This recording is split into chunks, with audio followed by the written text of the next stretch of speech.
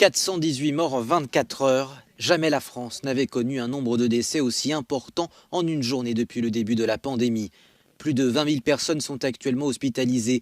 C'est 2 fois plus qu'il y a 6 jours. Et les cas graves continuent d'affluer en nombre dans les services de réanimation. Aujourd'hui, le nombre d'entrées en réanimation est de 475 patients, 9% de plus. C'est ce nombre quotidien d'entrées en réanimation qui est le plus important à surveiller pour prédire notre capacité à prendre en charge les malades les plus graves, mais surtout parce qu'il reflète la cinétique de l'épidémie et son impact le plus préoccupant sur le système de santé.